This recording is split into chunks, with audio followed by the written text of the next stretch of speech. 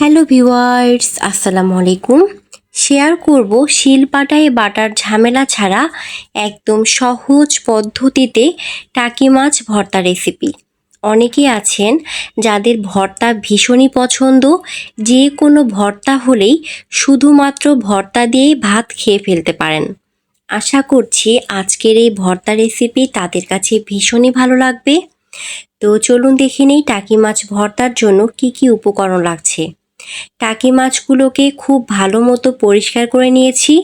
টাকি মাছ পরিষ্কার করার পদ্ধতি আমার ফেসবুক পেজ, ইউটিউব চ্যানেলে দেয়া আছে, চাইলেই দেখে নিতে পারেন। এই মাছগুলোকে মাঝখান থেকে এভাবে কেটে নিতে হবে। এই মাছগুলোকে এমনভাবে কেটে নিতে হবে যেন মাছের কাটার সাথে চাকু লেগে যায়। মাছ কাটার সময় অবশ্যই সাবধানতার সাথে কাটতে হবে, না হলে মাছ কেটে দুভাগ হয়ে যাবে। এভাবে কাটার উদ্দেশ্য হচ্ছে যেন মাছের ভিতরে মশলা ভালো মতো যেতে পারে। দিয়ে দিব লবণ, হলুদ গুঁড়ো, মরিচ গুঁড়ো। সবগুলো উপাদান একসাথে ভালো মতো মিক্সড করতে হবে। মিক্সড করার এ পর্যায়ে মাছের কাটা অংশগুলোতে মশলা এভাবে দিতে হবে যেন মশলা মাছের ভিতরে ভালো মতো যেতে পারে। মশলা মাছের সাথে লাগিয়ে মাছগুলোকে 15 মিনিটের জন্য রেস্টে রেখে দেব। ততক্ষণ রেডি করব বাকি উপকরণ। তো আমি এখানে তেল গরম করে নিয়েছি, দিয়ে দেব মাছগুলোকে। এই মাছগুলো একদম কড়া করে ভাজার প্রয়োজন নেই, জাস্ট 5 মিনিট উল্টে পাল্টিয়ে একদম হালকা করে ভেজে নিতে হবে যেন মাছের কাঁচা স্মেল চলে যায় এবং মাছগুলো নরম থাকে। এরকম করে ভেজে নিতে হবে, কড়া করে ভাজা যাবে না। তো আমি মাছগুলোকে এভাবে 5 মিনিট ভেজে নিয়েছি। এ পর্যায়ে মাছগুলোকে তুলে নিব। মাছগুলো ঠান্ডা হয়ে এলে মাছ থেকে কাটা ছাড়িয়ে নিব। মাছ ভাজার একই তেলে দিয়ে দিব শুকনো মরিচ, কাঁচামরিচ। কাঁচামরিচগুলোকে মাঝখান থেকে হালকা করে কেটে নিতে হবে, না হলে তেলে দেওয়ার সঙ্গে সঙ্গে তেল ছুটতে পারে।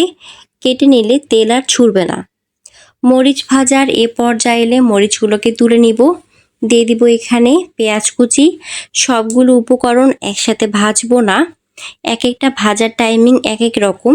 সবগুলো একসাথে ভাজতে গেলে কোনোটা ভাজা হবে, কোনোটা ভাজা হবে না, তাই একটা একটা করে আইটেম ভেজে নিতে হবে।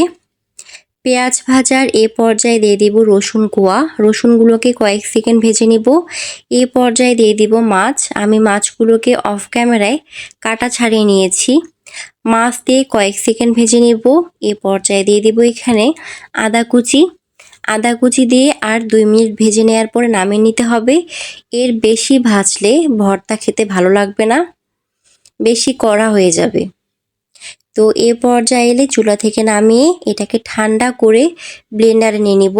ম্যারিনেট করার সময় মাছে লবণ দিয়েছিলাম, তাই লবণ দেওয়ার প্রয়োজন নেই। আপনাদের প্রয়োজন হলে লবণ অ্যাড করতে পারেন। তো তৈরি হয়ে গেল একদম সহজভাবে টাকি মাছের ভর্তা। আমি অফ ক্যামেরায় এখানে সর্ষের তেল দিয়েছিলাম, যেটা দেখানো হয়নি। সর্ষের তেল দিয়ে এই ভর্তাটাকে এখন পরিবেশন করে নেব। ধোয়া ওঠা গরম গরম ভাতের সাথে এই টাকি মাছের ভর্তা খেতে বেশ দারুণ লাগে। তো ভিউয়ার্স, আজকের রেসিপি কার কাছে কেমন লাগলো অবশ্যই তা কমেন্টে জানিয়ে দেবেন এবং অবশ্যই বাসায় ট্রাই করবেন। Thank you. Let's see the next video.